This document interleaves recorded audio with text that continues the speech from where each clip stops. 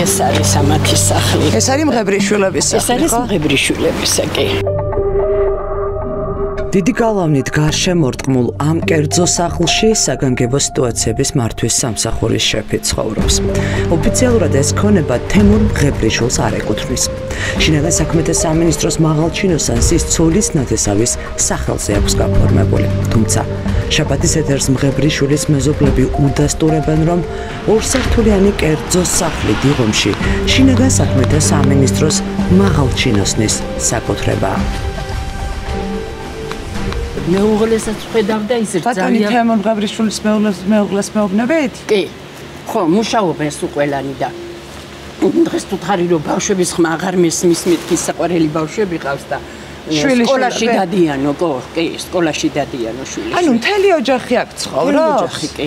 მისი შვილიც და ძალიც და ყველა. იმ ხელა კედლებია გაკეთებული, რა თუნდაც ეს კედლები ჩემამდიარდათ ის. გამყოფს ამბობ? გამყოფი კედლები, ხო? რა საჭიროებას წარმოადგენს. დავიცაბა. რომ დაიცვან. სტრაბონის ქუჩაზე რომ ჩინოვნიკი ცხოვრობს, ამას მარტივად მიხვდებით. ჭიშკარსა და გალავნის მთელს გაყოლებაზე ათობით სათვალთვალო კამერაა დამონტაჟებული.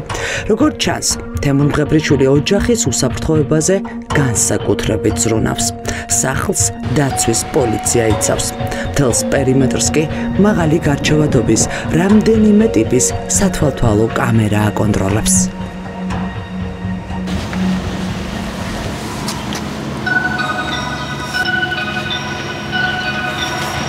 დიღომში კერძო საცხოვრებელ სახლში თემურ მღებრიშვილი ოჯახთან ერთად ცხოვრობს, თუმცა ეს ქონება ჩინოვნიკის ცოლის ბიძაზეა გაფორმებული.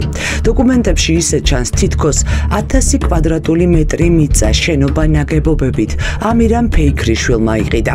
მღებრიშვილი ამტკიცებდა, რომ სახლი გასულ წელს წერეთელზე მიმდინარე სარეაბილიტაციო სამუშაოებით შეწუხებულმა რამდენიმე თვით ნათესავისგან ითხოვა არადა. მეზობლები ამბობენ, რომ ჩინოვნიკი უკვე 3 წელია სტრაბონის ქუჩის ბინადარია. სხვა ადამიანზე გაფორმებულ საცხოვრებელ სახლში რატო ცხოვრობთ და რატომ არ გაქვთ დეკლარირებული? რაშია, იცით, ცოტა კომიკური სიტუაცია მაქვს, მაგრამ უნდა გითხრათ რა, მე ხო დიდუბაში ცხოვრობ, გეცოდინე რა. დიახ, ცხოვრობდით? დიდი ხანი აღარ ცხოვრობ. მეზობლებს დიდი ხანი აღარ უნახავთ. ნუ, რაც დიდუბაში მიდის რეაბილიტაციო სამუშაოები იმის მერე. იმის მერე სხვის სახლში გადმოხვედით? კი, არა, სხვის სახლში როგორ, ნათესავის სახლში ვარ. ვის სახლში ხართ? მეუღლის. მეუღლის ბიძის. როდის გადმოხვედით ამ საცხოვრებელ სახლში? იმიტომ რომ მე ზაფხულის მერე თქვენ დიდუბაში ნამდვილად არ ცხოვრობთ. თქვენი გარემოცვის წევრები გვიყვებიან, რომ აქ ძალიან დიდი ხანია თქვენ გადმოსული ხართ საცხოვრებლად. ხო მეკითხებით. ბინის პატრონით აქ ცხოვრობთ. ბინის პატრონით აქ ცხოვრობთ. ამერიკაშია წასული. და სახლი გადმოგცათ, რომ დროებით იცხოვროთ? ვიდრე რეაბილიტაციო სამუშაოები მიმდინარეობს. მოგეხსენებათ, მაგრამ გაგვიჭირდა იქ და მაგიტომ გადმოვიდა. ან რეაბილიტაციის გამო საკუთარი საცხოვრებელი სახლი დატოვეთ და არ გადმოხოდით საცხოვრებლად. დარწმუნებული ხართ, რომ ეს თქვენი საცხოვრებელი სახლი არ არის? კი ბატონო, ამიტომ ფეიქრიშვილს თქვენ თხოვეთ სახლი რომ ეთხოვებინა თქვენთვის? კი, მე თხოვე. კი. გარკვეული პერიოდი, კი ბატონო. და რამდენი ხანი აპირებთ აქ ცხოვრებას? ვიდრე არ დამთავრდება სარეაბილიტაციო სამუშაოები და ვიდრე არ ვერ შევძლებთ, ასე ვთქვათ, გადაადგილებას ქუჩაზე. თქვენი მეუღლე რატომ იყო ამ სახლის შეძენისას წარმომადგენელი? ერთი წამი არ მომაყოლეთ. აბა ვინ უნდა ყოფილიყო წარმომადგენელი ადამიანი ამერიკაში ცხოვრობს, თქო გეუბნებით ამერიკის მოქალაქეა ცხოვრობს იქ და მეუღლე იყო წარმომადგენელი, ბუნებრივია. საგანგებო სიტუაციების სამსახურის შეფის ეს ინტერვიუ ჩვენ 2024 წლის 17 იანვარს ჩავწერეთ. ამ ინტერვიუდან ორ კვირაში წერეთლის გამზირის რეაბილიტაცია დასრულდა. ახლა 2025 წლის 1 მარტია, თუმცა თემურ მღებრიშვილი ოჯახთან ერთად ისევ ამ გალავანს მიღმამდგომ ორსართულიან კერძო სახლში ცხოვრობს. მღებრიშვილები ახალი მოსახლეები არიან? ახალები არიან, აქ რამდენიმე სხვა ცხოვრობდა აქ და გაბედესინა და არ ვიცი, ალბათ 2-3 წელი ვიღაცა. ბატონი თემურს იცნობთ? არა, აბა საიდან, ადრე ტელევიზორში ვნახე საიდან ახლა. კარს არავინ გვიღებს. არადა სახლის წინ მდგომი ეს ავტომობილები იმის მანიშნებელია, რომ მღებრიშვილები სახლში არიან. საგანგებო სიტუაციების სამსახურის შეფის ოჯახის ყველა წევრი საჯარო მოხელეა. თემურ მღებრიშვილის ცოლი, ნანა ფეიქრიშვილი სახელმწიფო დაცვის სპეციალურ სამსახურში მუშაობს. შვილი, ლაშა მღებრიშვილი, სახელმწიფო უსაფრთხოების სამსახურში განსაკუთრებულ საქმეთა გამომძიებელია. ადგილზე გვიყვებიან, რომ ჩინოვნიკის ოჯახში ყველას სახელმწიფო მანქანა და წყოლი ემსახურება.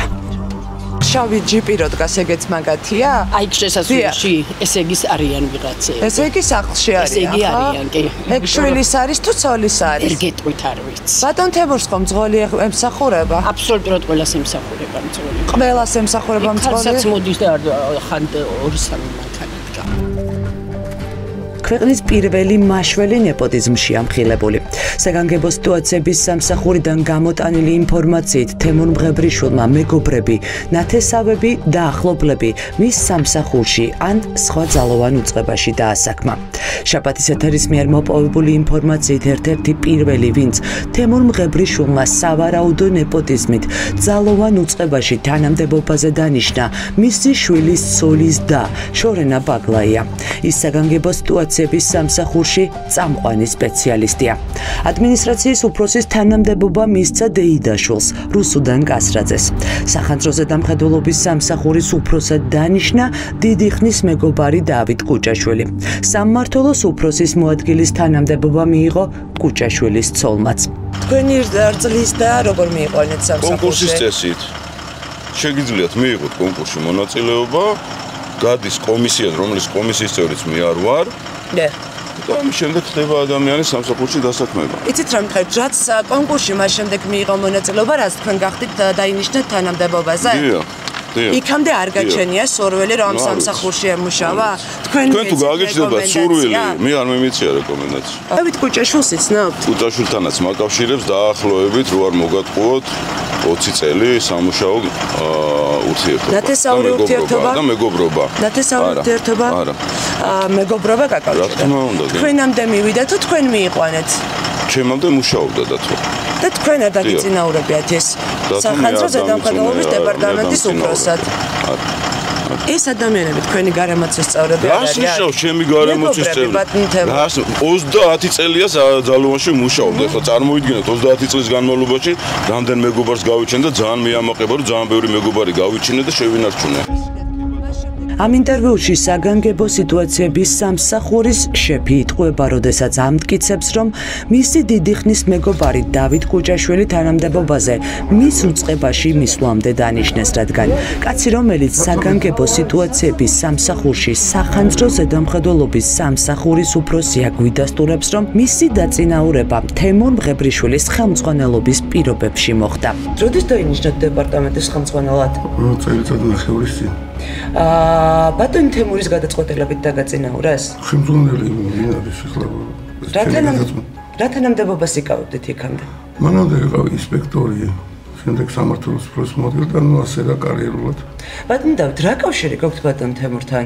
კოლეგიალური. ბატონ თემურთან მეგობრობთ თუ არ მეგობრობთ? როგორ ფიქრობთ ახლა სამსახურში თოვლი დამოკიდებულება არის კოლეგებს შორის? არა, ბატონ დავით, სამსახურები კოლეგიალური დამოკიდებულება. მეგობარი სხვა არის და უფროსის და დაქვემდებარებული პირის ურთიერთობა სხვა არის. კოლეგიალური ურთიერთობა. მღებრიშვილის გავლენით და თქვენ თანამდებობებზე დანიშნა. მარტივი კითხვა. მღებრიშვილის და დახმარებით დანიშნეს თანამდებობაზე. პროვოკაციაზე ნახეთ, მთელი სია გვაქვს ბატონ დავით, მათ შორის თქვენი ოჯახის წევრები. მღებრიშვილის მეგობრები, ოჯახებით როგორ ხვდებით ამ სამსახურში? ნახვა. მარტივი კითხვა. ყველა მეგობარი მღებრიშვილის ოჯახებით როგორ მუშაობს? შეგიძლიათ ოფიციალურად გამოვაგზავნოთ სამსახურში გაქცევთ პასუხს. საგანგებო სიტუაციების სამსახურში არიან დასაქმებულები თემურ მღებრიშვილის რძლის და შორენა ბაგლაი, დედის ნათესავი რუსუდან კასრაძე, მეგობარი დავით კუჭაშვილი, მეგობარი ესტატე ბარაბაძე, მეგობრის ცოლი მანანა ნარიმანიშვილი, შვილის ძმაკაცი სურაბ დუმბაძე, ყოფილი მძღოლი ბექა დაუდაშვილი, მძღოლის ცოლი შორენა ალადაშვილი, დაუდაშვილს ცენტრალური საკოორდინაციო სამმართველოს უფროსის თანამდებობა ჩააბარეს. საფინანსო დეპარტამენტში მოუძებნეს ადგილი მის ცოლს შორენა ალადაშვილს.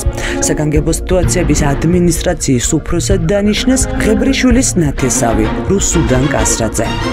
ბატონ თეიმურაზის ოფნის პერიოდში ძალიან ბევრი დაწინაურდა და როგორც ყველა ისე დაწინაურდი მე. ბატონ თეიმურის ხელმძღვანელობის პირობებში გახდით სამმართველოს უფროსი, ხომ ასეა? როდესაც ბატონ თეიმური იყო სამსახურის უფროსი და არის დღესაც, მაგ პერიოდში გავხდი მე. ღებრიშვილებთან მეგობრობამ გადაწყვეტა თქვენი დაწინაურება? მეგობრობით მე ბევრთან მეგობრობ და ვიმეგობრობ კიდე დიდი წლები. ამას მნიშვნელობა არ აქვს. ჩვენი ხელმძღვანელია და შესაბამისად ვიცნობ. მხოლოდ ეს ურთიერთობა რა? მის შვილს მაშინ საიდან იცნობთ? ეს ურთიერთობა მაქვს და დიდი წლებია 2010 წლიდან მოვდივარ და ბატონ ლაშასთან მეგობრობთ. ბატონ ლაშასთან არ მეგობრობ, ბატონ თემურს ვიცნობ.